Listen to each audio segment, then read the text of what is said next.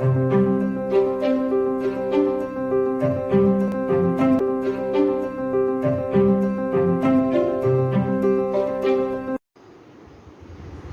பரிசுத்த நாமத்துக்கு மகிமை உண்டாவதாக. இன்டர்னல் ஹோலி ஸ்பிரிட் மினிஸ்ட்ரிஸ் வழியாக கர்த்தருடைய வார்த்தையை உங்களோடு கூட பகிர்ந்து கொள்வதிலே நாம் மிகவும் சந்தோஷப்படுகிறோம். இந்த நாள் ஓய்வு நாள், கர்த்தருடைய பரிசுத்த நாள். இந்த நாளிலே நாம் ஒவ்வொருவருக்கும் இந்த ஊழியத்தின் மூலமாக சிறு பிள்ளைகளுக்காக, அவருடைய ஆரோக்கியத்திற்காக தேவனாகிய கர்த்தர் சத்தியத்தின்படி கர்த்தர் வேதத்தில் என்ன எழுதி கொடுத்திருக்கிறார் என்பதை இந்த நாளிலே நாம் தியானிக்க போகிறோம். ஏனென்றால் இப்போ பார்த்தீங்கன்னா, ஒரு குடும்பம் என்றால் ஒரு தாய் தகப்பன் திருமணம் செய்து கொடுத்து விட்ட பிறகு தாயும் தகப்பனும் கணவன் மனைவி அப்படிங்கிற உறவு முறைகள் ஏராளம் உண்டு.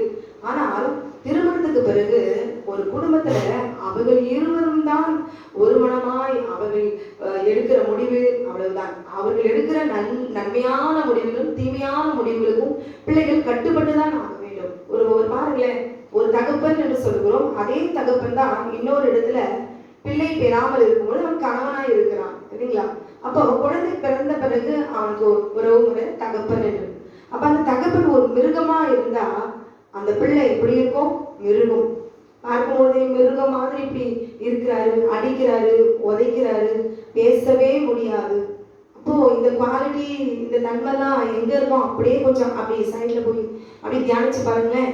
சிங்கம், புலி, சிறுத்தை கூட அது கூட பக்கத்துல கூட நிற்க முடியாது, பேசவே முடியாது, பேசினாலும் புரியாது, தெரியாது. அப்ப மிருகத்துக்கு ரொம்ப சுபாவம் இல்ல ஒரு தகப்பன், ஒரு கணவனுடைய பிள்ளைகள் ஆரோக்கியமா இருக்க முடியுமா? ஆமென். எவ்வளவுதான் அப்படியே காட்டுக்கு ராஜா சிங்கமா இருந்தாலும் சிங்கத்துக்கும் பசி உண்டு, சிங்கத்துக்கும் ஒரு நாள் பயம் உண்டு. அவருக்கு மேல ஒருத்தர் இருக்கிறாருங்கிறதான ஒரு பயம் உண்டு. என்றைக்காவது ஒரு நாள் அதுவும் மறிக்கதான் செய்யும். அப்ப அது காட்டுக்கு ராஜாவா இருக்கிறவரை மற்ற மிருகங்கள்லாம் நல்ல மிருகங்கள் இருந்தாலும் அடங்கி அடங்கி அடங்கி அந்த பிள்ளைகள் வாழ முடியாமல் பசியிலும் பட்டினிலும் இல்லைங்களா? ஒரு முயல் பிடிச்சிட்டு வந்தா கூட அதனுடைய இறை பிடித்து திங்கிற மிருகம் இல்லைங்களா? அது கஷ்டப்பட்டு அவங்க ஓடி வேட்டையாடி அதை எடுத்துட்டு வந்து சாப்பிட்ற அந்த ஆகாரத்தை நம்ம பிடுங்கி திங்கிறமே அப்படிங்கிற ஒரு நல்ல எண்ணம் அதுக்கு கிடையாது. மிருகம் பிடுங்க, நான் நல்லா இருந்தா போதும், என்னுடைய பண பலத்துல ஆள் பலத்துல நான் சொல்லுகிற எடுக்கிற முடிவுல குடும்பம் முழுவதும் அடங்கி இருக்கணும். அடங்குல அந்த குடும்பமே அப்படியே க்ளோஸ். கொஞ்சம் வார்த்தையில இல்ல ஏதாவது ஒரு பொருட்களை வைத்து அப்படிட்டு சித்திரவதை செய்து தன் குடும்பத்தை அப்படியே ஒரு அடிமைப்படுத்த வைத்துக் கொள்வார்கள். அப்படித்தானே இன்றைக்கு நிறைய அப்படித்தானே இருக்கிறாங்க. புறஜாதியாரும் இருக்கிறார்கள், கிறிஸ்தவர்களும் இருக்கிறார்கள் இல்லைங்களா? அப்ப இன்றைக்கு நாம் உணர வேண்டும், நாம் யார் என்பதை உணர வேண்டும். இந்த நாளிலே நாம் எரேமியாவை குறித்து நாம் தியானிக்க போகிறோம். அல்லேலூயா. எரேமியா அப்படியே தேவனுடைய பார்வையில அவர் பிரியமானபடி நடக்கிற ஒரு மனிதன்லாம் இல்லை. சில காரியங்கள் தேவனுக்கு முன்பாக அவன் நல்ல காரியங்களை செய்திருக்கிறார் இந்த வேதத்துல எழுதியிருக்கிறபடினால ஆமே எல்லாருமே மனிதர்கள் தான். கர்த்தர் அதனாலதான் அவன் ஆசீர்வதிக்கிறார். என்ன ஒரு தவறு துணிகரமா செய்தாலும் மன்னித்து மனம் திரும்பும்படி கர்த்தர் உணர்த்துகிறார். அல்லேலூயா. கண்களை மூடி நாம் ஜெபிக்கலாம். நேசிக்கிறேன் அன்பின் பரலோக பிதாவே, இந்த ஊழியத்தின் மூலமா குழந்தைகள் மீது வருகிறதான மரணம், சாபம், ஆரோக்கியம், ஆண்டவரே பலவீனங்கள், நோய்கள் இதனால் வருகிறது என்பது அறியாதபடி, தெரியாதபடி, புரியாதபடிக்கு ஒருவேளை சத்தியத்தை அறியாதபடி இருக்கிற குடும்பங்களை விழுந்திருக்கிறதான வியாதியில விழுந்திருக்கிற பிள்ளைகள் விடுதலை ஆகும்படியா, அல்லது வியாதியில விழும்படியா இருக்கிற பிள்ளைகள் விடுதலை ஆகும்படியா, விழுந்து போயிருக்கிற நாள்பட்ட வியாதியில் இருக்கிற பிள்ளைகளை சுகமாக்கும்படியா, இந்த வேலையில கூட அறியாமை என்கிறதான பொல்லாத சத்தனுடைய நிகழ் ஒரு தாய் தகப்பனுக்குள்ளே, கணவன் மனைவிக்குள்ளே, குடும்பத்துக்குள்ளே ஒளிந்திருந்து அந்த பிள்ளைகளுடைய ஜீவனை எடுக்கும்படியால் தவறான முடிவுகளை எடுக்கும்படி தேவனுக்கு விரோதமாய் நடக்கும்படியான சிந்தையை வைத்திருக்கிறதான ஒவ்வொரு குடும்பத்திலும் தாய் தகப்பனுடைய சிந்தைக்குள்ள என் ஆண்டவர் நீர் இறங்கும்படியாக நான் ஜெபிக்கிறேன். ஆண்டவரே, மாம்சீக சிந்தை, மாம்சத்தின் சிந்தை மரணம் என்று எழுதப்பட்டிருக்கிறபடி இந்த வேலையில கர்த்தர் ஒவ்வொரும் என்னை கேட்க ஒருவரும் இருக்கக்கூடாது. என்னை துணிகரமாய் கை நீட்டி ஒரு நியாயத்தை கேட்கவே கூடாது. அப்படி கேட்டுவிட்டால் அவருடைய குடும்பத்தை அழிப்பேன், அவருடைய பழி வாங்குறவன் மரணம் மறிக்கும் வரைக்கும் நான் இருப்பேன் என்கிற கசப்போடு இருக்கிற ஒவ்வொரு மனிதனுக்குள்ள இருக்கிறதான ஜென்ம சுபாவங்களை அழிந்து அப்படிப்பட்ட குடும்பத்தில் இருக்கிற பிள்ளைகளை என் கர்த்தர் நீ காத்து காத்துக் கொள்வீராக. தேவனுக்கு விரோதமாய் துணிகரத்திலே, தன் ஆள் பலத்திலே, பண பலத்திலே துணிகரமாய் தேவனுடைய கட்டளைக்கு விரோதமாய் நீதி அறிந்தும் துணிகரமாய் நடக்கிற குடும்பத்தை இந்த நாளிலே மனம் திரும்பும்படியா நான் செபிக்கிறேன்.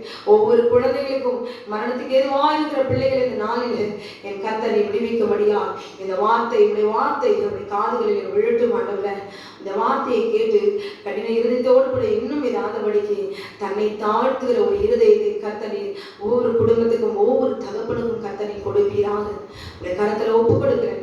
கேட்கிற ஏற்றுக்கொள்ளுகிற இருதயத்தை தன்னை தாழ்த்தி ஒப்பு கொடுக்கிற ஒவ்வொரு குடும்பத்துக்கும் என் தேவனாகிய கர்த்தர் ஒரு பரிபூர்ணமான விடுதலை காணும்படி என் ஆண்டவரை உதவி செய்வீராக. ஆண்டவரே, நீ நல்லவர். உடைய கரத்தில் ஒப்பு கொடுக்கிறோம். இயேசுவின் நாமத்தில் கேட்கிறோம் ஜீவனுடைய நல்ல பரமபிதாவே. ஆமென், ஆமென்.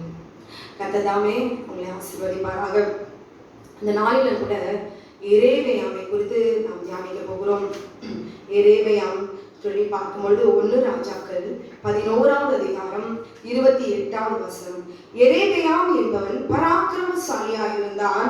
அவன் காரிய சமர்த்தனான வாலிபன் என்று சாலமோன் கண்டு யோசேப்பு வம்சத்தாரின் காரியத்தெல்லாம் அவன் விசாரிப்புக்கு ஒப்புவித்தான் என்று சொல்லி எழுதப்பட்டிருக்கிறது. இந்த எரேமியாம் என்பவன் பராக்கிரமசாலி, பலசாலி.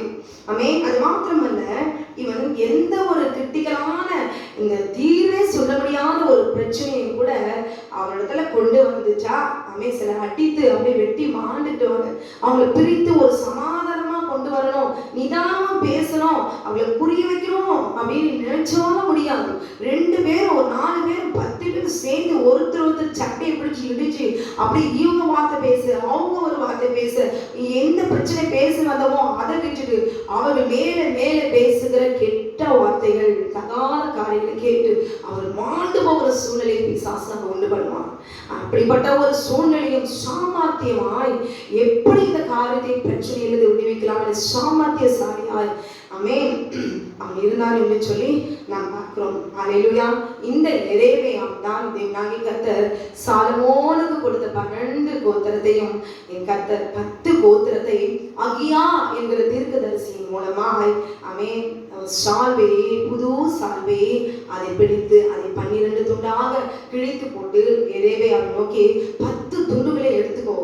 இஸ்ரவேலின் தேவனாகிய கர்த்தர் சொல்லுகிறது என்னவென்றால், இதோ நான் ராஜ்யபாரத்தை சாலமோனுடைய கையில எடுத்து கிழித்து உனக்கு 10 கோத்திரங்களை கொடுப்பேன் என்று சொல்லி இஸ்ரவேலின் தேவனாகிய கர்த்தர் உனக்கு கொடுத்திருக்கிறார் என்று சொல்லி தீர்க்கதரிசனமா இந்த வார்த்தையை எரேமியாவிடத்துல அவர் கொடுக்கிறார். அல்லேலூயா. ஆமென். ஆனா ஏன் சாலமோனிடத்திலிருந்து எல்லாவற்றையும் பிடுங்கி எடுத்து ஏன் ஆண்டவர் விதமாய் செய்வதற்கு காரணம் என்ன? தேவனாகிய கர்த்தருடைய 10 கட்டளையின்படி அவன் வழி விலகி போனான். அந்த 10 கட்டளையின்படி அவன் முதலில் நடந்தவன் எல்லா கட்டளையும் மீறி நடந்தான் என்று எழுதப்பட்டிருக்கிறது. அல்லேலூயா. கடைசி வரைக்கும் தேவ கட்டளை மீறினவன் இந்த சாலமோன் என்கிற ராஜா. அல்லேலூயா. ஆண்டவர் சொல்றார், இப்படிப்பட்டதான ஒரு பெரிய ஒரு ஆசீர்வாதம் எரேமியாம் சாலமோன் இடத்துல இருக்கும் பொழுது கூட அவன் நினைத்து பார்த்திருக்க மாட்டான் இல்லைங்களா? ஆனால் சாலமோனுக்கு இப்படிப்பட்ட ஒரு காரிய சுமத்தனா இருந்து எல்லா பிரச்சனைகளையும் முடித்து கொடுத்து அந்த ஒரு ஊழியக்காரனா இருந்திருக்கிறான். அந்த நல்ல காரியங்களாம் தேவனாகிய கர்த்தர் அவர் பார்த்திருக்கிறார்.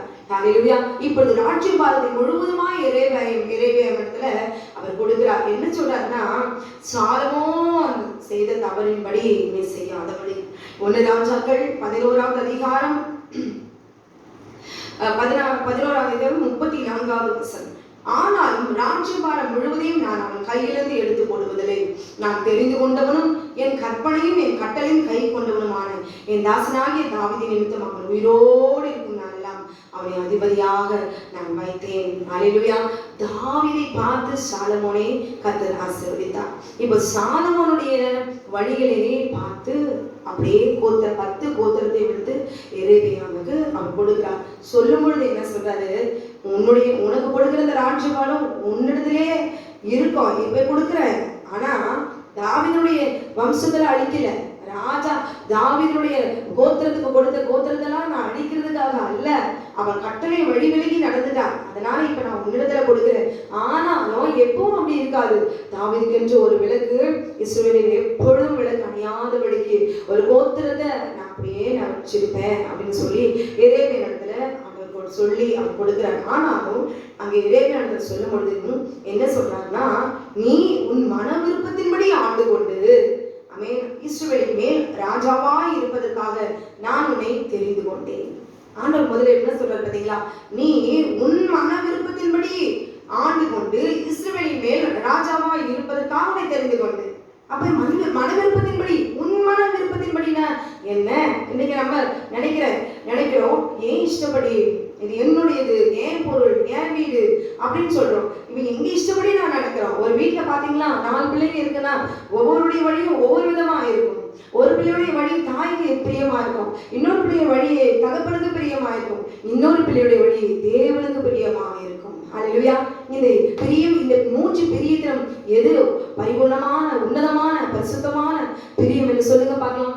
தேவனுக்கு பிரியமா இருக்கிற அந்த பிள்ளையினுடைய வழிதான் இன்றைக்கும் சரியா இருக்கும். அப்ப தேவன் சொல்றார் எரேமியாவை பார்த்து, நீ உன் மன விருப்பத்தின்படி நீ என்ன செய்யணும்னா நீ ஆண்டுகோ. அந்த மன விருப்பத்தின்படி அப்படின்னா என்ன அர்த்தம்? அந்த வசனத்தை நான் வாசிக்கிறேன். 38வது வசனம். நான் உனக்கு கட்டளையிட்டதை எல்லாம் நீ கேட்டு கை கொண்டு, ஆண்டவன் சொல்ற நீ உன் மன விருப்பத்தின்படி நடந்து ஆண்டுகோ அப்படின்னு 10 கோத்திரத்தையும் உன் இஷ்டப்படி ஆண்டுகன்னு சொல்றாரு. ஆனா மனுஷன் என்ன சொல்றா, ஏன் இஷ்டம், ஏன் மன விருப்பம், இந்த மன விருப்பம் தான் எனக்கு எதுன்னு சொல்லி நாம் பார்க்க போகிறோம். நான் உனக்கு கட்டளையிட்டதை எல்லாம் நீ கேட்டு கை கொண்டு. அவருடைய மன விருப்பம் தான் எரேமியாவினுடைய மன விருப்பமா இருக்க வேண்டும். சரிங்களா? அப்ப உனக்கு கட்டளையிட்டதையெல்லாம் நீ கை கொண்டு நீ என் வழிகளில் நடந்து. பாத்தீங்களா? அப்ப சாலமோனுடைய கோத்திரம் 10-12 கோத்திரமும் ஏன் பிடுங்கப்பட்டது? அவனுடைய வழி தேவனுடைய கட்டளையில இல்ல, அவன் நடக்கிற பாதை தேவனுடைய 10 கட்டளையின்படி இல்ல. இப்ப எரேமியா ஆண்டவர் சொல்ற, என் வழிகளில் நடந்து என் தாசனாகிய தாவீது செய்தது போல என் கட்டளைகள் எல்லாம் என் கற்பனைகள் எல்லாம் கை கொள்ளும்படி என் பார்வைக்கு செம்மையானதை செய்கிறதுனால். அல்லேலூயா. பாத்தீங்களா? உன் மன விருப்பத்தின்படினா இல்ல அர்த்தம். இனிமே கேட்கிறவர்கள் என் இஷ்டம், ஏன் விருப்பம், நான் சொல்றபடிதான் கேட்கணும். போதிக்கிறவர்கள் கூட உங்களை புருஷன் என்ன செய்யறாரோ அது அப்படியே கீழ்ப்படிச்சே போயிடுங்க, பிரச்சனையே இருக்காது. சரிதான், இந்த பூமியில புருஷன் என்ன சொல்றாரோ, அடிக்கிறாரோ, உதைக்கிறாரோ, என்ன ஆகாரத்தை போடுறாரோ, எங்க வாழ வைக்கிறாரோ அங்க இருந்துட்டு தான் பெண்கள் போக வேண்டும், வேற வழியே இல்ல. ஏவாளுக்கு சரியான தண்டனையை ஆண்டவர் கொடுத்து வச்சிருக்கிறார். அவளா உத்தமியா இருந்தாலும் அவன் புருஷன் ரட்சிக்கப்படாதவனா இருந்தான், அட்டிதான், உததான், சாப்பாடு எல்லாத்திலும் பழிதான். அதையும் சகிச்சுட்டு வாழ்கிற வாழ்க்கை தான். ஆனா மேலான ஒரு வீடு, மேலே எனக்கு ராஜ்யபாரம் உண்டு, என் ராஜ்யத்தின் அதிபதி என் நாட்டுக்குடியான ஒருவர் இருக்கிறார் என்று சொல்லிதான் அடங்கி போயிருக்கிறார். ஆனால் அப்படியே மாற்றி போதிக்கிறார்கள், கீழ்ப்படிந்தே இருக்க வேண்டும் என்று சொல்லி. ஆனால் தேவனுடைய கட்டளைக்கு கீழ்ப்படிந்து நீ இருக்கணும். எப்படி தாவீது இருந்தாரு? என் மகன் போல நீ இருக்கணும் அப்படின்னு செம்மையா, எப்படி என் பார்வைக்கு செம்மையானதை நீ செய்கிறது உண்டானால் அப்ப என்ன செய்ய வேண்டும்? அப்ப நான் என்ன செய்வேன் தெரியுமா? நான் உன்னோடு இருந்து நான் தாவீதுக்கு கட்டியது போல உனக்கும் நிலையான வீட்டை கட்டி இஸ்ரவேலை உனக்கு தருவேன். சரிங்களா? அப்ப ஆண்டவர் சொல்ற, நிலையான ஒரு வீடு, நிலையான ஒரு வீடு என்றென்றைக்கும் நீ ஆண்டு கொள்வான் என்று சொல்லி தேவனாகிய கர்த்தர் உனக்கு நான் வீட்டை கட்டுவேன் என்று சொல்லி இஸ்ரவேலை உனக்கு தருவேன்னு சொல்றார். ஆண்டவர் எரேமியா அவனுடைய வாழ்க்கையில அவன் நினைச்சு கூட பார்க்க மாட்டான். சாலமோன் வந்து சிங்காசனத்தில் அமரும் பொழுது அந்த ராஜாவுடைய பணிவிடை செய்கிறவனாய் சாலமோன் இருந்திருக்கிறான். ஒரு நாளும் இந்த சிங்காசனத்தில் நான் உட்காருவேன் அவன் கனவுல கூட நினைச்சு பார்த்திருக்க மாட்டான். ஆனா கர்த்தர் அகியா எங்க தீர்க்கதரிசி மூலமா ஆண்டவர் அப்படியே அள்ளி கொடுக்கிறான். திடீர்னு வந்து ஒரு 10 வீடு உங்களுக்கு கொடுக்குறாங்க அப்படின்னு சொல்லி பாருங்களேன், எப்படி இருக்கும்? ரொம்ப அளவில்லாத ஆசீர்வாதம். 10 வீடு எதுக்கு? ஆண்டவர் பாருங்க அப்படியே அள்ளி அவனுக்கு கொடுக்கிறார். ஆனா சொல்லும் பொழுது என் கட்டளையின்படி நடக்க வேண்டும் என்று சொல்லி தேவனாகிய கர்த்தர் சொல்லி கொடுக்கிறார். அப்ப நாம் தேவனுடைய வீடா இருக்கிறோம். நம்முடைய சரீரம் தான் தேவனுடைய வீடு. நம்முடைய வீடு சரீரமா அப்படி ஆலயமா இருந்தாலும் நம்ம வாழ்கிற வீடு மண்ணினால கல்லினால எதால கட்டப்பட்டிருக்கிறோ கூரையால கட்டப்பட்டிருக்கிற குடிசையை எதுவானாலும் அந்த வீடு நிலைக்கணும் என்றாலும் நம்முடைய வீடு அவருடைய ஆலயத்துக்குள்ள நாம் என்ன செய்யணும்? பரிசுத்தமான கட்டளையின்படி இருக்க வேண்டும், கீழ்ப்படிந்திருக்க வேண்டும். அப்படி இருந்தால்தான் பூமியிலும் சரி உள்ளே நாம் போகிற நித்திய வீட்டுக்குள்ள நம்முடைய சரீரமும் தேவனுடைய கட்டளை கீழ்ப்படிந்து இருந்தால் தவிர தேவனுடைய ராஜ்யத்துக்குள்ளாக பிரவேசிக்க முடியாது. இந்த வீட்டுக்குள்ளேயும் நாம் நிம்மதியாய் இளைப்பாற முடியாது. என்றைக்கோ ஒரு நாள் வீட்டை இழந்து வாடகை வீட்டுக்கு போகிற சூழ்நிலை நிச்சயமாய் வரும். அதை தப்புவிக்கிறது தான் தேவனாகிய கர்த்தர் வீட்டின் மேல ஒரு நிலை உண்டு பண்ணி கட்டளை கீழ்ப்படிந்து பயந்து தப்புவித்து தட்டி எடுத்து சத்துரு கொண்டு வருகிற போராட்டத்தை விடுவித்து நிலையாய் சாயும் பொழுது சொந்த வீட்டுல சேர்ல அமர்ந்து உட்கார்ந்து அழகா இளைப்பாறும்படி கர்த்தர் செய்கிறார். இந்த பூமியில இருக்கிற வீட்டுக்கே ஆண்டவர் இத்தனை காரியத்தை அவர் எடுக்கிறார் என்றால் இந்த பூமியில தோற்று போய்விடக்கூடாது. கஷ்டப்பட்டு கட்டின வீட்டை இழந்து போய்விடக்கூடாது. எல்லாரும் முன்னாலேயும் அவமானப்பட்டு இருக்கக்கூடாது. தாவீதுடைய சிங்காசனம் இப்பொழுது எரேமியா உட்கார்ந்து தகுதி கூட கிடையாது. அவன் யாருன்னே தெரியாது. அவன் எப்படிப்பட்ட மோசமானவன் என்று தேவனுக்கு தெரியும் இல்லைங்களா? ஆனா அத்தனையும் அடுத்து தேவனாகிய கர்த்தர் அவர் கொடுக்கிறார் என்றால் ஒரு மனுஷன் தேவனுடைய கட்டளைக்கு கீழ்ப்படிந்திருக்க வேண்டும். தேவனுடைய கட்டளைகள் என்றால் என்ன என்பது தெரியாதபடிதான் போதிப்பதுதான் சத்தியம். தெரிஞ்சுட்டா அதன்படி நடந்து விடுவார்கள், நம்மை பழித்து விடுவார்கள் என்று சொல்லிதான் தேவனுடைய கட்டளை சொல்லுவதே இல்லை. விசுவாசிக இயேசு கிறிஸ்து மாத்திரமே தேவன். இதே ஒரே ஒரு கட்டளை தான், வேறு எந்த கட்டளையும் கிடையாது. நியாயப்பிரமாணம் முழுவதும் அழித்து விட்டார், ஓய்வு நாளை அழித்தே போட்டார். அதற்காக தான் அவர் இறங்கியே வந்தார். நீ கணவனும் மனைவியும் சந்தோஷமா எரேமியாவுடைய மனைவி வாழ்ந்தது போலதான் இன்றைக்கு ஒவ்வொரு வீடும் வாழ வேண்டும். அதற்கு தான் நாட்டுக்குடியார் ரத்தத்தை சிந்திருக்கிறார் பாருங்க.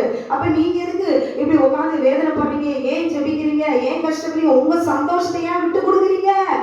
இதுதான் இப்பொழுது சத்தியம். இந்த போராடல எத்தனை பேர் கண்ணீர் இருக்க? ஒரு மனைவி தன்னுடைய கணவனுடைய ஜீவன் போயிடுச்சு, ஆட்டோல உட்கார்ந்து வாயோட வாய் வைத்து சுவாசத்தை அப்படியே ஊதி அப்படியே குமரி பதறி போய் எல்லாரும் பார்க்கிறாங்க. அவருடைய சுவாசம் தன் கணவனுடைய நாசிக்குள்ள போனது, ஆனா உள்ளே போகவில்லை. அல்லேலூயா. அப்படியே படிச்சு அழறா, கதறா. ஆட்டோல உட்கார்ந்து தன் கண் முன்னாலே தன் கணவன் இறந்து போனாலும் அவளுக்கு ஒரு நம்பிக்கை, என் சுவாசத்தின் மூலமா என் கணவனுக்கு ஜீவன் வரும்னு சொல்லி அவருடைய நம்பிக்கை பறி போனது. ஆனால் நமக்குள்ள இருக்கிற ஆவி கர்த்தர் எடுக்காமல் இருப்பதற்கு காரணம் என்ன? அவர் நம்மை உருவாக்கினார். அவருடைய கட்டளைப்படி நடக்க வேண்டும் என்பதுதான் தேவனுடைய மன விருப்பம். அல்லேலூயா.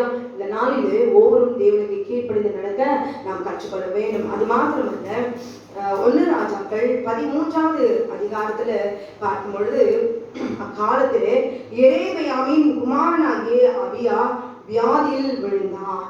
அல்லேலூயா. இப்ப பாருங்க, எரேமியாவினுடைய குமாரனாகிய அபியா வியாதியில் விழுந்தான் என்று சொல்லி எழுதப்பட்டிருக்கிறது. அவன் தேவனாகிய கர்த்தர் அவர் ராஜாவாக்கி அவன் சிங்காசனத்தை நிலைத்திருக்க பண்ணுவேன். எல்லா ஆசீர்வாதத்தையும் இப்பொழுது நான் பார்த்தோம். இப்படி அள்ளி கொடுத்த தேவனுக்கு அவன் என்ன எப்படிப்பட்டவனா இருந்திருக்க வேண்டும்? நீதிமொழிகள் 28வது அதிகாரம் 14வது வசனத்தின்படி எப்பொழுதும் பயந்திருக்கிறவன் பாக்கியவான். அல்லேலூயா. என்ன ஒரு பயந்தாங்கொழியா, எனக்கு எல்லாரும் பயப்படணும் அப்படின்னு நினைவோடு இருப்பாங்க. அங்ககாரத்தோடு. ஆனால் தேவனுக்கு முன்பாக ஒரு மனுஷன் எப்படி இருக்க வேண்டுமா? எப்பொழுதும் பயந்திருக்கிறவன் பாக்கியவான், தன் இருதயத்தை கடினப்படுத்துகிறவனோ தீங்கில் விழுவான் என்று சொல்லி எழுதப்பட்டிருக்கிறது. அல்லேலூயா. அப்ப தேவன் ஆண்டவர் அத்தனை ஆசீர்வாதங்களை கொடுத்தும் அவன் என்ன செய்தான் தெரியுங்களா? அங்க பார்க்கும் பொழுது ஆண்டவருக்கு விரோதமாய் அங்கே தேவனுக்கு விரோதமாக 2 கன்று குட்டிகளை உருவாக்கி எங்கே ரெகேமியாம் இருக்கிறதான எருசலேம்ல போய் பலியிட்டு அங்கு போய் கர்த்தரை தொழுது கொள்ள ஜனங்கள் போகும் பொழுது அங்கே என்ன செய்வாங்க? ரெகேமியாவுடைய வார்த்தை கேட்டு நம்மை கொன்று போடுவார்களோ என்று சொல்லி பயந்து போய் கன்று குட்டிகளை அங்கே ஏற்படுத்தி அங்கே விக்கிரகாராதனை அவன் ஏற்படுத்தினான். ஆமே 2 கன்றுக்குட்டி ஈனமானவர்களை ஆசாரியர்களை ஆக்கினான் என்று சொல்லி பார்க்கிறோம். அது மாத்திரமல்ல, பலிபீடத்தை கட்டினான், தூபத்தை காட்டினான். அது மாத்திரமல்ல, இஸ்ரவேலுடைய ராஜாவுக்கு பண்டிகையை ஏற்படுத்தினான் என்று சொல்லி நாம் பார்க்கிறோம். ஹல்லேலூயா. ஆனால் இது எவ்வளவு தேவனுக்கு விரோதமான பகை. மனுஷருக்கு பயப்படுகிற பயம் கண்ணியை வருவிக்கும் என்று எழுதப்பட்டது. அவன் பயந்தது போலவே எங்க ஜனம் என்னை ராஜாவா இராதபடிக்கு என்னை கொன்று போடுவார்களோ, இந்த ஒரு பயம் இத்தனை காரியத்தும் தேவனுக்கு விரோதமாய் செய்யும்படியாய் அவனை தூண்டிவிட்டது. அல்லேலூயா. முதல் 4 கட்டளை தேவனுடைய கட்டளையை மீறி தன்னை உயர்த்தின தேவனை பற்றி கொள்ளாமல், நான் யார் என்று தேவனுக்கு தெரியும், நான் அற்பமானவன், எதற்குமே லாயக்கில்லாதவன், ஆனாலும் கர்த்தர் அவனை குறித்து எழுதியிருக்கிறார் பாருங்க, அவன் காரிய சித்தி உள்ளவன் என்று சொல்லி, மகா பராக்கிரமசாலி என்று சொல்லி, அப்படிப்பட்டவன் இப்பொழுது ராஜாவாய் சாலமோன் உட்கார்ந்து சிங்காசனத்தை உட்கார்ந்து இருக்கிறான். தன்னை உயர்த்தின தேவன் யாரையாவது பார்த்தாரா கர்த்தர்? இல்லைங்களே. ஆனா அவன் என்ன நினைச்சிருக்கணும், என்னை உயர்த்தின தேவன், என்னை சிங்காசனத்தை சாலமோன் நான் பார்க்க, என் ராஜாவுடைய சிங்காசனத்தில் என்னை உட்கார அழகு பார்த்த தேவன் எனக்கு கொடுத்த ஆசீர்வாதம் 10 கோத்திரங்களில் என்னென்ன ஆசீர்வாதங்கள் இருந்திருக்கும் பாருங்க. எல்லா இடங்களிலும் எவ்வளவு ஆசீர்வாதம் அனுபவிச்சிருக்கலாம். அது இருந்த எல்லாம் உனக்கு தானே, யார் பிடிக்கிட்டு போகிறாங்க? இல்லைங்களா? ஆனாலும் அவன் என்ன செய்யறான், இதை நிலைத்திருக்கணும். இவனுடைய முடிவு, மனுஷனுடைய முடிவு என்னும். ஆண்டவர் சொல்றாரு, என் கட்டளையின்படி நீ செம்மையானதை என் பார்வைக்கு நீ செய்வாயினால் இஸ்ரவேலில உன் வீட்டை நான் கட்டுவேன், அதை நிலைத்திருக்க பண்ணுவேன் என்று சொல்லி தேவனாகிய கர்த்தர் வாக்குத்தத்தம் செய்திருக்கிறார். ஆபிரகாமுக்கு வாக்குத்தத்தம் பண்ணின கர்த்தர் எரேமியாவுக்கும் வாக்குத்தத்தம் பண்ணியிருக்கிறார். அப்படி என்றால் அவன் என்ன செய்திருக்கணும், மனுஷனுக்கு நான் பயப்பட மாட்டேன், மனுஷனை பார்த்து என்னை ராஜாவாய் கர்த்தர் என்னை தெரிந்து கொள்ளவில்லை, என்னை இப்போது இஸ்ரவேலின் ராஜாவாய் என்னை எந்த நோக்கத்தோடு, நான் நல்லவன் அல்ல, ஆனாலும் இத்தனை 10 கோத்திரங்களையும் கொடுத்து அள்ளி கொடுத்து என்னை ராஜாவாக்கி என்னை அழகு பார்த்திருக்கிறாரே, அவருக்கு சித்தமானால் நான் சிங்காசனத்தில் உட்காரட்டும், இல்லை என்றால் அவருக்கு சித்தம் இல்லை என்றால் அவர் இறங்க செய்வார். வேறு ஒருவனாலும் என் சிங்காசனத்தை பிடிக்க முடியாது. கர்த்தர் கொடுத்த சிங்காசனத்தை ஒருவரால் அழிக்க முடியாது.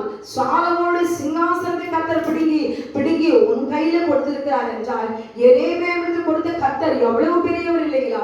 அவன் என்ன சொல்லியிருக்கோம், கர்த்தருடைய சித்தம் இல்லாமல் என் தலையில் இருக்கிற முடி கூட கீழே விழாது.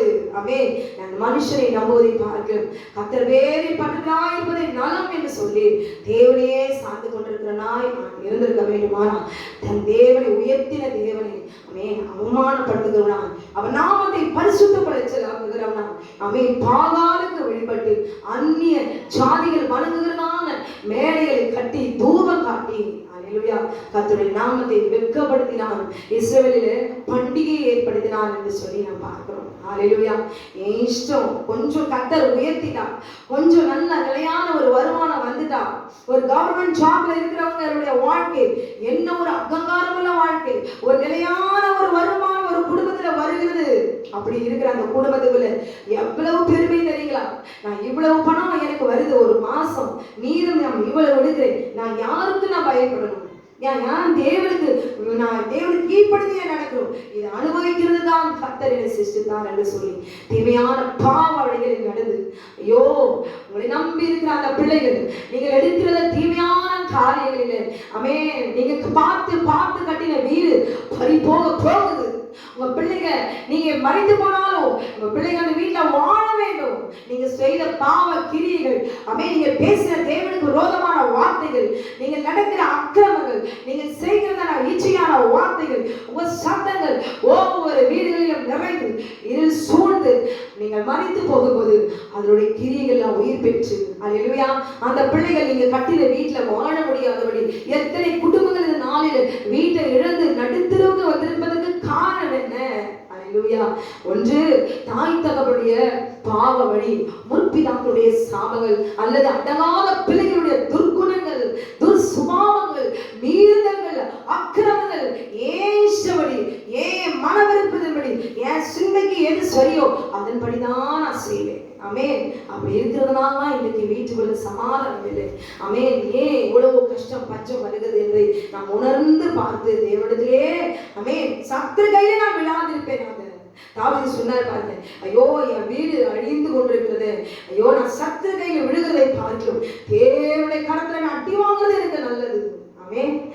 மற்றவங்க கையில போய் அவமானப்படுத்துறேன். நான் நம்புகிற தேவன் எனக்கு என்ன அடி கொடுத்தாலும், எனக்கு என்ன உபத்திரம் கொடுத்தாலும் அவர் கையில வாங்கிட்டா எனக்கு மீட்பு உண்டு, எனக்கு கிருபை உண்டு என்று சொல்லி அவன் கர்த்தரை சார்ந்து கொண்டிருக்க வேண்டும். அல்லேலூயா. ஆனா பாருங்க, இங்க தேவனுக்கு விரோதமாய் அவன் நடக்கும் பொழுது அகியா தீர்க்கதரிசி ஆண்டவர் சொல்லுகிறார், அவரை அனுப்பி இப்படிப்பட்ட காரியத்தை நீ செய்திருக்கிறாய் என்று சொல்லும் பொழுது இந்த பலிபீடத்தின் மீது அப்படியே தாவீதுடைய சந்ததியில வந்து யோசியாவால இங்க பிறகும் யோசியாவல் யாவும் சுட்டரிக்கப்படும் என்று சொல்லி அங்க சொல்லும் பொழுது இவன் அந்த இடத்துல பாவத்தை அவன் உணரவில்லை, அதற்கு மாறாக அவனை பிடியுங்கள் என்று சொல்லி ஒரு தீர்க்கதரிசியை கை நீட்டி பிடியுங்கள் என்று சொல்லி அவன் மீது அவ்வளவு உக்கிர கோபமாய் பார்த்தான். அங்க ஆண்டவர் பாருங்க, தேவனுக்கு விரோதமாய் கண்டுபிடி ஏற்படுத்தி சொல்லும் பொழுது கூட அவன் தன் பாவத்தை அவன் உணரவில்லை. அல்லேலூயா. அது மாத்திரமல்ல, அவனை பிடிங்க என்று சொல்லி அவனுக்கு கொன்று போட ஒரு உக்கிர கோபத்தோடு கூட கிடையாது. அது நிமித்தமா அவனுடைய கை மறுபடியும் மடக்க முடியாம நீட்ட முடியாம மறுத்து போயிட்டு சொல்லி நாம் பார்க்கிறோம். இவையெல்லாம் ஒரு பிள்ளைக்கு தெரியாமலா இருந்திருக்கும், இவையெல்லாம் ஒரு மனைவிக்கு தெரியாமலா இருந்திருக்கும், இவையெல்லாம் ஒரு ராஜா ஒரு கை மறத்து போயிருக்குது, திரும்ப நீட்ட முடியல, மடக்க முடியல. இவை எந்த சம்பவம் எல்லாம் நடந்தோ தன் மனைவிக்கு தெரியாமலா இருந்திருக்கும். அல்லேலூயா. அவன் தன் பாவத்தை உணரவில்லை. ஒரு மனைவி கூட இருக்கும்பொழுது கர்த்தரிடத்துல இப்படிப்பட்டதான ஒரு பொல்லாப்பு வரும்பொழுது அவன் கர்த்தரை சார்ந்து கொண்டிருக்க வேண்டுமே, கர்த்தரிடத்துல மன்னிப்பு கேட்க உணர்த்திருக்க வேண்டுமே. ஆனால் அவள் எதையுமே அவள் செய்யவில்லை. அல்லேலூயா. ஆமென். அது நிமித்தமா இப்படிப்பட்ட தேவனுக்கு விரோதமான காரியங்களை அவன் செய்தபடினால அவன் என்ன செய்யறான், தன் மனைவி கூடவே இருக்கிற அப்படிப்பட்ட காரியங்கள் அறிந்திருந்தும் அவன் தேவனை சார்ந்து கொள்ளாமல் மறுபடியும் அவன் பாவத்தை அவன் செய்கிறான். பாவம் மனம் திரும்புவதற்கு, தன் பொல்லாத வழிகளை விட்டு விலகுவதற்கு அவன் இடம் கொடுக்கவில்லை. அது மாத்திரமல்ல, அங்கே தன்னுடைய கை மறுபடியும் சரியாவதற்காக என் தேவனிடத்துல என்ன சொல்றான், உன் தேவனாகிய கர்த்தரிடத்தில் ஜெபி, வேண்டுதல் செய், அப்பொழுது எனக்கு சுகமாகும் என்று. என்னுடைய கர்த்தர் என்று அவன் சொல்லவில்லை, உன் தேவனாகிய கர்த்தரிடத்துல தேவனிடத்துல வேண்டுதல் செய் என்று சொல்லுகிறான். மற்றவர்கள் போல இவன் எரேமியாவைப் போல வாழக்கூடாது. உன்னுடைய தேவன் என்று சொல்லுகிறார் என்றால் என்னுடைய தேவன் என்று சொல்ல வேண்டும் இல்லையா? என் தேவனாகிய கர்த்தர் உன்னை கொண்டு வந்து அழகு பார்த்த தேவனை பார்த்து இன்றைக்கு சொல்லுகிற வார்த்தை, உன் தேவனாகிய கர்த்தரிடத்துல என் கர்த்தரால மாத்திரம் தான் சுகத்தை கொடுக்க முடியும். அவன் அறிந்திருக்கிறான் பாருங்களேன், நீ ஜெபி எனக்கு சுகமா. அப்படியே அந்த தீர்க்கதரிசி ஜெபித்த போது கை மறுபடியும் பழைய நிலைமைக்கு கொண்டு வந்தது. அற்புதம் நடந்தது. அற்புதம் நடந்த பிறகும் கர்த்தரிடத்துல தன்னை தாழ்த்தி மனம் திரும்ப வேண்டும் என்கிறதான எண்ணம் இல்லை, தாழ்மை இல்லை. ஆனாலும் அவனுக்குள்ள இருக்கிறதான அகங்காரம் பாருங்களேன் அடங்கவில்லை. ஏன் இத்தனை ராஜா என்கிறதான மமதை, ஆணவம், அகங்காரம் தேவனை பணபலம், ஆண்பலம் எல்லாம் கர்த்தரை மறக்க வைத்தது. அது மாத்திரமல்ல, அவனுடைய மனைவி இத்தனை அழிவுக்கும் அவன் தன்னுடைய கணவனுக்கு உடந்தையாக இருந்தார். இப்ப பாருங்க, எரேமியாவுடைய பிள்ளை வியாதியில விழுந்து போனது. இப்ப அற்புதம் செய்த தேவனிடத்திலே போய், எனக்கு அன்னைக்கு அகியா சொன்னார்ல, ராஜ்யத்துல உட்காருவ சிங்காசனத்துல ஆண்டவர் 10 வருடம் கொடுங்க தீர்க்கதரிசி சொன்ன அந்த ராஜாவிடத்துல இப்ப நீ என்ன செய்ய, காணிக்கை எடுத்துட்டு போ. எப்படி போ தெரியுமா? தன் மனைவிக்கு அவன் சொல்றான், நல்ல பட்டு சேலை கட்டிட்டு நல்ல அழகா லிப்ஸ்டிக் அடிச்சுட்டு கண்ணுக்கு மையிட்டு தலை நிறைய பூ வச்சுட்டு ஸ்டைலா போமா அப்படின்னு சொல்லல. அல்லேலூயா. இன்னைக்கு நிறைய பேர் தன் மனைவி அலங்காரம் பண்ணிட்டு மத்தவங்க பாக்குற மாதிரி வேஷத்தையே மாற்றிவிட்டு அனுப்புகிறாங்க. அவ்வளவு அதிகாரத்தை கொடுக்குறாங்க மனைவிக்கு, அவ்வளவு அழகா போ, எப்படி வேணாலும் தெரியும் அப்படின்னு சொல்லிட்டு முடிவு பரிதாபமா இருக்கும். இங்க எரேமியா சொல்றான், வேஷம் மாறிப்போ, நீ எழுந்து நீ எரேமியாவின் மனைவி என்று ஒருவர் மரியாதைபடிக்கு வெட்க கேடு. இன்னாருடைய மனைவின்னு சொன்னா பெருமை வரணும், இன்னாருக்கு அப்படின்னு சொல்லும்போது ஒரு பெருமை வரணும், நான் இன்னாருடைய மனைவி என்பது கனம் வரணும். ஆனா என்ன சொல்றேன் பாருங்க, பிள்ளை விழுந்து வியாதியில விழுந்து போச்சு, நீ என்னுடைய மனைவின்னு தெரியாதபடிக்கு வேஷம் மாறி போய் சீலாவுக்கு போய் என்ன செய்யணும், ஆமென். அங்க தீர்க்கதரிசில போய் என்ன இதுக்கு விடிவு கர்த்தர் சுகமாக்குவாரோ என்று சொல்லி போய் அங்க கேட்டு கொண்டு வா என்று சொல்லி அங்க அனுப்புறாங்க. வருவதற்கு முன்பாகவே தேவனாகிய கர்த்தர் அகியாவுக்கு கண்ணெல்லாம் மங்களாகி முதிர் வயதான தீர்க்கதரிசியா இருக்கிறார். ஆண்டவர் இந்த காரியத்தை எல்லாம் இவ அந்நிய ஸ்திரியாய் வேடமிட்டு வருவா எல்லாத்தையும் சொல்லு என்று சொல்லி அவளுக்கு கொடுக்க வேண்டிய வார்த்தை அகியா மூலமாய் ஆண்டவர் சொல்லிட்டார். ஹல்லேலூயா. இவர் வாசப்படியில வரும் பொழுதே அந்த நடையுடைய சத்தத்தை கேட்ட உடனே எரேமியாவின் மனைவியே, இல்லையா, என்னை நீ என்னுடைய மனைவி போய் சொல்லிடாத, யாருக்கு தெரியக்கூடாது, வேஷம் மாறி போ. இன்னைக்கு வேஷத்தை மாற்றிட்டு தான் அங்கங்க போய் வேஷம் மாற்றிட்டு இருக்கிறாங்க. அல்லேலூயா.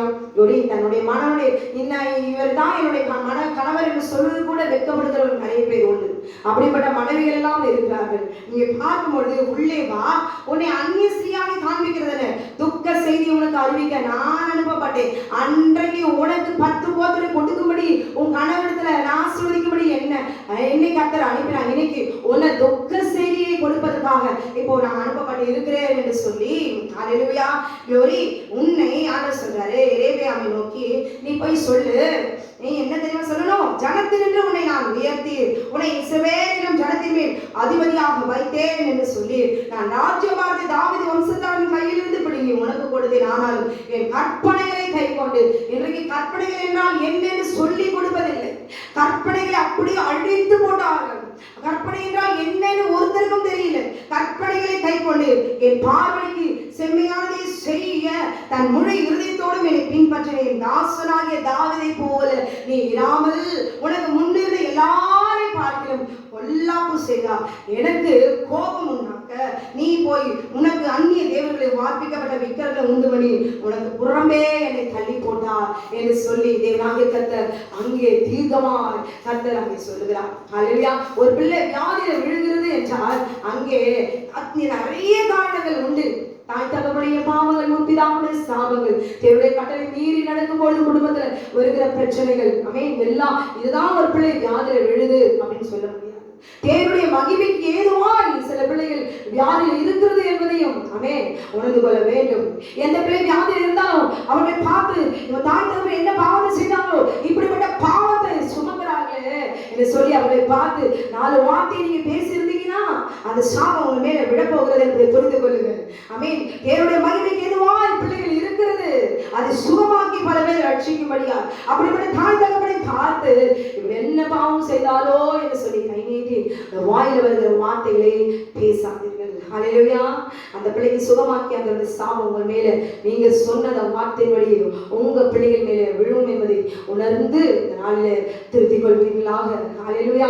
அங்கே எல்லாம் சொல்லி ஆண்டவராக கர்த்தர் எரேமியாவுடைய வீட்டின் மேல் பொல்லாப்பை பண்ணுவேன் என்று சொல்லி என்ன தெரியுமா கொடுத்தாங்க? அந்த அந்த இப்படிப்பட்டதான ஒரு பொல்லாப்பை அவன் செய்தபடினால சாபத்தை அவன் பெற்றுக்கொண்டான். என்ன சாபம் என்று சொல்லி பார்க்க வேண்டும். எரேமியாவின் சந்ததியாரின் பட்டணத்திலே சாகிறவனை நாய்கள் தின்னும், வெளியிலே சாகிறவனை ஆகாயத்தின் பறவைகள் தின்னும், கர்த்தரை உரைத்தார் என்று சொல்லி யார் தேவனுடைய கட்டளைகளை மீறி நடக்கிறீர்களோ என்ன சாபம், எப்ப பார்த்தாலும் சாபம் சாபம் சாபம் அப்படின்னு சொல்றீங்களே அப்படின்னு கேட்டு கொண்டிருக்கிறவர்கள இதை கேட்டுக்கொள்ளுங்க. தேவனுடைய கட்டளை மீறி நாம் நடக்கும் பொழுது அவர் ஆசீர்வதிக்கிறார். அவன் கட்டளை மீறி நடந்தால் இப்பொழுது கர்த்தர் உரைக்கிறார். எரேமியாவுக்குள்ள இன்னைக்கு நமக்கு கொடுத்திருக்கிறார், இன்னைக்கு நமக்கு உரைக்கிறார். ஹல்லேலூயா. எரேமியா போல வாழ்க்கை வாழ்ந்து கொண்டு போனால் இந்த சாபம் உண்மையாவே நம்முடைய வாழ்க்கையில வரும் என்பதை உணர்ந்து தேவனுக்கு பயப்படுகிற பயத்தோடு கூட எப்பொழுதும் பயந்திருக்கிற ஒரு பயம் வர வேண்டும். ஹல்லேலூயா. பட்டணத்திலே சாகிறவனை நாய்கள் தின்னும், வெளியிலே சாகிறவனை ஆகாயத்து பறவைகள் தின்னும், கர்த்தர் இதை உரைத்தார் என்று போய் சொல்லுமா, உனக்கு நல்ல குட் நியூஸ் நான் சொல்றேன் என்று சொல்லி. ஹல்லேலூயா. அது மாத்திரமல்ல, நீ எழுந்து ஒரு வீட்டுக்கு போ, உன் கால்கள் பட்டணத்திற்குள் பிரவேசிக்க பிள்ளையாண்டான் செத்து போவான். கடைசியா தன்னுடைய பிள்ளையுடைய வியாதியில் இருக்கிற பிள்ளைய முகத்தை பார்த்து விட்டு வந்தா கர்த்தர் நல்ல ஒரு காரியத்தை நமக்கு சொல்லுவாருன்னு சொல்லி யாரை நம்பின உன் தேவனை நோக்கி வேண்டுதல் செய்ய சொல்லி சுகத்தை பெற்றுக்கொண்ட மனம் திரும்பவன் பார்த்தான், நீ மனம் திரும்பவில்லை. ஆனாலும் பிள்ளை வியாதியில் விழுந்த போது மறுபடியும் என்னிடத்துல நீ வருகிற இன்னைக்கு பிள்ளை வியாதியில வரும்பொழுது மறுபடியும் தேவ சமூகத்துக்கு ஓடுறது, நல்லானோட மறுபடியும் பாவத்தை செய்யுது, திரும்ப திரும்ப இப்படி செய்யும் பொழுது அமேன், நிரந்தரமாய் மரணம் வரும் என்பதை உணர்ந்து கொள்ள வேண்டும். கடைசியாய் தன்னுடைய முகத்தை, பெண்ணுடைய முகத்தை வியாதியில் இருப்பது படுத்து பார்த்து வந்தவன் தான் இப்பொழுது வீட்டுக்குள்ள அவருடைய கால் பட்டணத்திற்குள் பிரவேசிக்கிற பிள்ளையானான், செத்து போனான். ஹல்லேலூயா. பிள்ளைக்கு சாபம், அமேன், நிரந்தர ஒரு சாபம் முடிஞ்சு போச்சு. மரணம் ஆண்டு கொண்டது. அவனுக்காக, அந்த பிள்ளைக்காக இஸ்ரவேல் எல்லாரும் அவரை துக்கம் கொண்டாடி அவனை அடக்கம் பண்ணுவார்கள் என்று எழுதியிருக்கிறபடியே அந்த பிள்ளையில எரேமியாவுடைய வீட்டாரில் இஸ்ரவேலின் தேவனாகிய கர்த்தருக்கு முன்பாக அவனிடத்தில் நல்ல காரியம் காணப்பட்டதினால் எரேமியாவின் சந்ததியில் அவன் ஒருவனே கல்லறைக்கப்படுவான். இதுவரைக்கும் ஒரு சில காரியங்கள், நல்ல காரியங்களை அவன் செய்தபடினால் எரேமியாவுடைய சந்ததியில அவன் மாத்திரம் கல்லறையில வைத்தார்கள். வேற யாரும் இல்லை. நாய்கள் தின்னணும், இல்ல ஆகாயத்து பறவைகளை தின்னணும். இதுதான் கர்த்தர் கொடுத்ததான அந்த கடைசியான சாபம். அல்லேலூயா. ஆனாலும் தேவனாகிய கர்த்தர் என்ன சொல்லுறார் தெரியுங்களா? கர்த்தர் தமக்கு இஸ்ரவேலின் மேல் ஒரு ராஜாவை எழும்ப வருவார். அவன் அந்நாளில் எரேமியாவின் வீட்டாரை சங்கரிப்பான். இப்பொழுதே அது நடந்தேறும் என்று சொல்லி இஸ்ரவேலுடைய சாபம். அப்படியே இந்த ராஜா தன்னுடைய தேசத்தை சரியை ஆளாதபடினால் இவர் ஏற்படுத்தின 2 கன்றுக்குட்டிகளை இஸ்ரவேல் ஜனம் முழுவதும் இதுதான் என்னை எகிப்திலிருந்து கொண்டு வந்த தெய்வம் என்று சொல்லி நம்பி வழிபட்டபடியினாலே ஆண்டவர் என்ன செய்தார் தெரியுங்களா? இஸ்ரவேலை செய்யப்பட்டதுமான பாவத்தின் நிமித்தம் இஸ்ரவேலை முழுவதுமாய் அவர் சிதறடித்தார் என்று சொல்கிறார். சத்துருக்கிடத்துல அவர் ஒப்பு கொடுத்தார். அப்படியே சிதறண்டு போனார்கள். இஸ்ரவேலை, இந்த தேசத்திலிருந்து இஸ்ரவேலை வேரோடு பிடுங்கி அவர்களுக்கு தங்களுக்கு தோப்பு விக்கிரங்களை வைத்து கர்த்தருக்கு கோபம் உண்டாக்கும்படியால் அவரை நதிக்கப்பாலே சிதறடித்தார் என்று சொல்லி பார்க்கிறோம். இங்க பாருங்க, ஒரு மனுஷன் தேவனுடைய கட்டளை மீறி நடக்கும் பொழுது அவனுடைய ராஜ்யபாரம் பிடுங்கப்பட்டு போனது. 2வது பாருங்க, கர்த்தர் அப்படியே உடனே அழித்து விடவில்லை. அவனுக்கு அடுத்து பாருங்க, மனம் திரும்புவதற்கு ஒரு வாய்ப்பை தேவனாகிய கர்த்தர் அவனுக்கு கொடுத்தார். ஆனால் அவன் தன்னை மனம் திரும்புவதற்கு அவன் இடம் கொடுக்கவில்லை. தன் பாவங்களை மறைக்கிறவன் வாழ்மடைவிட மாட்டான், அவைகளை அறிக்கை செய்து விட்டு விடுகிறவனோ இரக்கம் பெறுவான். நீதிமொழிகள் 28வது அதிகாரம் 13வது வசனத்தில் எழுதப்பட்டிருக்கிறது. உடனே கர்த்தர் எரேமியாவை அழித்து போடவில்லை. அடுத்தடுத்த பிள்ளையுடைய வாழ்க்கை, அவன் பிள்ளை பாருங்க வியாதியில படுத்து கிடக்குது. ஆனா அங்கே ஐயா தீர்க்கதரிசி மூலமாய் சொல்லும்போது அங்கே அவன் மனைவி அப்படியே அந்த தீர்க்கதரிசியின் காலில் விழுந்து அழுது கதறி இருந்தா கர்த்தர் நிச்சயமாய் அவர் இரக்கமுள்ள தேவன். எதையாவது செய்திருப்பார், தப்பிக்கொள்ள ஏதாவது ஒன்று செய்திருப்பார். ஆனால் அந்த தீர்க்கதரிசியை பிடிங்கள் என்று சொல்லும்போது அவன் கை மறந்து போனது. அப்ப கூட அவன் தன் இருதயத்தை மாற்றவில்லை, மனம் திரும்பதற்கு அவன் விடவில்லை. என்ன சொல்றான்? உன் தேவனாகிய கர்த்தரிடத்துல ஜெபம் பண்ணு, என் கர்த்தர் என்று அவன் சொல்லவில்லை. அவனுடைய இருதயம் முழுவதும் அவர் கொடுத்த 10 கோத்திரத்தை ஆள வேண்டும். அந்த 10 கோத்திரம் நிரந்தரமாய் என்னுடைய சந்ததி நிலைக்க வேண்டும்.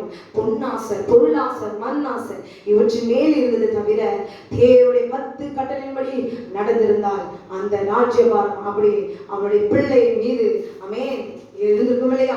அப்படியே அவனுடைய பிள்ளை குமாரனாகிய அபியா வியாதியில் விழுந்தான். அந்த அபியா பிள்ளை சுகமாக்கி அந்த சிங்காசனத்தில் உட்கார வைத்திருப்பாரே, நிலைத்திருக்கப்படுவேன் என்று சொன்ன வாக்குத்தத்தம் அந்த கர்த்தர் நிலைத்திருக்க பண்ணுவாரே.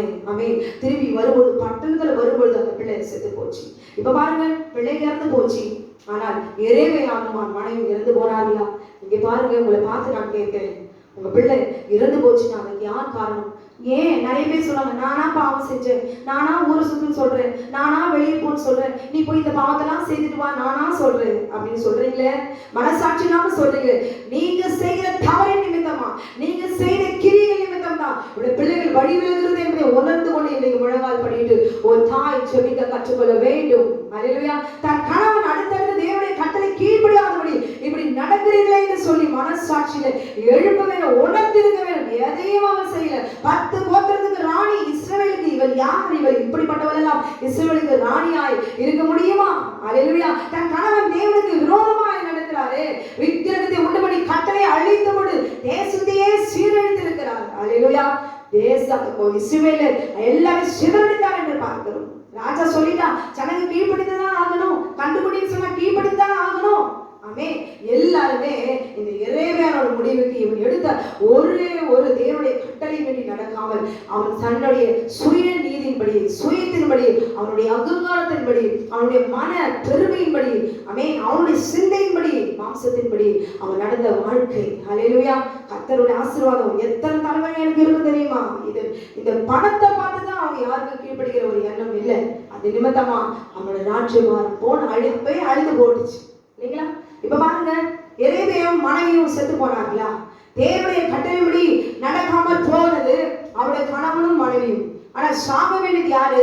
பாவம் செய்யணும் தான் சாகணும். ஆனால் பாவம் செய்யாத அந்த பிள்ளை அபியா வியாதியில் விழுந்து போனது.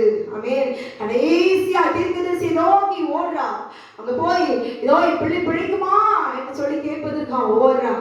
வரும்பொழுது பட்டணத்தை திரும்பி வரும்போது தன் குழந்தைகளை முகத்தை பார்க்க முடியல. அல்லேலூயா. செத்து போயிருந்தது. அவள் வந்து எப்படி கதறி அழுதுருவா இல்லைங்களா? ஒரு மனைவி, ஒரு தாயானவள் தன் பிள்ளை வியாதியில் நிரந்தரமா விழுந்து கிடப்பதற்கு காரணமா இருக்கக்கூடாது.